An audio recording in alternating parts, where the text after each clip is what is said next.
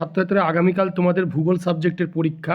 সেই ভূগোল সাবজেক্টের পরীক্ষায় বিভাগ ঘয়ে 3 মার্কে যে প্রশ্নগুলি আসার সম্ভাবনা বা প্রশ্নগুলি আসতে পারে সেইগুলি দেখে নাও।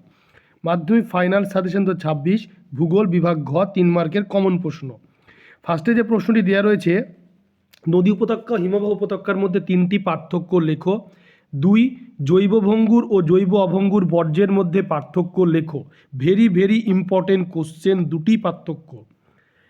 এরপরে 3 দাগে রয়েছে প্রকৃতি অনুসারে বর্জ্যের উদাহরণসহ শ্রেণীভাগ করো। 4 বর্জ্য ব্যবস্থাপনায় শিক্ষার্থীদের ভূমিকা লেখো। 5 মরু অঞ্চলে বায়ুর কাজের প্রাধান্য দেখা যায় কেন। ভেরি ভেরি ইম্পর্টেন্ট কোশ্চেন সবকটি। এরপরে রয়েছে 6 দাগে সমুদ্রবায়ু স্থলবায়ুর মধ্যে সমুদ্রবায়ু স্থলবায়ুর মধ্যে পার্থক্য লেখো। 7 বর্জ্য ব্যবস্থাপনার প্রয়োজনীয়তা সম্পর্কে লেখো। 8 পরিবেশের ওপর বর্জ্য পদার্থের 3টি প্রভাব সংক্ষেপে লেখো। Very very important question. এরপরে রয়েছে 9 দাগে উপগ্রহচিত্র ভূবৈচিত্র্যসূচক মানচিত্রের 3টি পার্থক্য লেখো। 10 ভূসমলয় সূর্য সমলয় উপগ্রহের পার্থক্য লেখো। 11 ভারত অরণ্য সংরক্ষণের 3টি প্রধান উপায় সংক্ষেপে লেখো।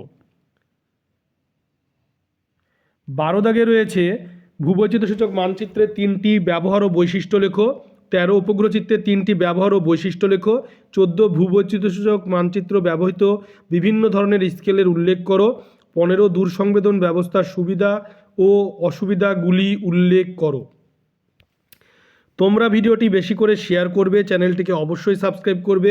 সাবস্ক্রাইব পাশে বেল আইকনটি তোমরা প্রেস করবে, তো পরবর্তী ভিডিও নোটিফিকেশান তোমাদের কাছে পৌঁছে যায়।